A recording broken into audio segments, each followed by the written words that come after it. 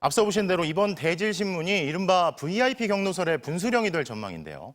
법조팀의 이준희 기자와 지금까지 확인된 사실들이 뭔지 하나하나 짚어보겠습니다.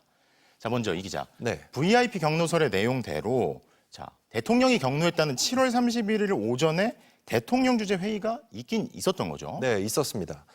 그날 오전 10시 윤 대통령 주재 대통령실 수석비서관 회의가 11시쯤에는 역시 대통령 주재로 안보실 참모회의가 있었습니다.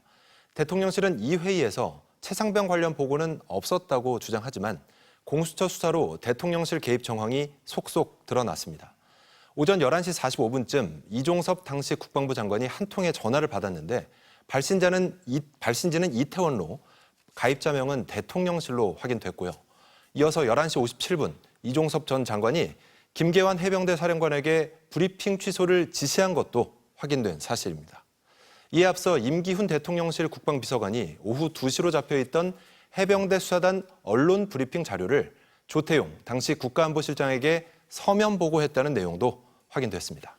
자, 그러면 대통령실 주재 회의, 국방부 장관과 대통령실의 통화, 그리고 국방비서관까지 이게 다 박정훈 대령의 진술에 등장하는 내용이죠? 네, 그렇습니다. 하지만 아직 확인할 것이 좀 많습니다.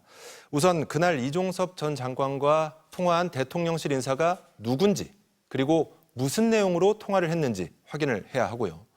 8월 2일 경찰에 넘긴 수사 기록을 다시 가져올 때 유재은 국방부 법무관리관과 이시원 당시 대통령실 공직기강 비서관이 무슨 내용으로 통화했는지도 규명해야 할 부분입니다. 자, 아직 확인할 내용이 많다는 건데, 근데 특검 수사라는 게 특검법에 보면 정치적인 중립성, 공정성, 네. 그리고 이해관계의 충돌, 이런 게 필요가 있을 때 이런 이유로 하는 거잖아요. 네. 근데 이번 특검의 경우에 다른 사안도 아니고 다른 사람도 아니고 윤 대통령 본인이 수사 대상자가 될 수도 있을 텐데 이런 사안에 대해서 거부권을 쓴다. 여기에 대해서 법적인 논란이 있을 수도 있겠어요. 네, 여권에서는 대통령 거부권이 삼권 분립 원칙의 핵심이고 거부권을 제한하는 건 헌법을 부정하는 발상이라는 말까지 나오는데요. 아무리 그렇다 하더라도 대통령 본인과 가족 등의 법적 불이익을 막기 위한 것으로 추정되는 거부권은 위헌 판정을 받을 가능성이 있다는 견해가 있습니다. 대통령에게는 공익 실현 의무가 있는데 국민 전체의 이익이 아닌 부분에 거부권을 행사하는 게 이런 의무에 반한다는 주장도 법조계 일각에서 제기되고 있습니다. 그렇군요. 거부권 자체에 대한 논란도 커질 수가 있겠군요. 네. 자, 법조팀 이준희 기자였습니다. 잘 들었습니다.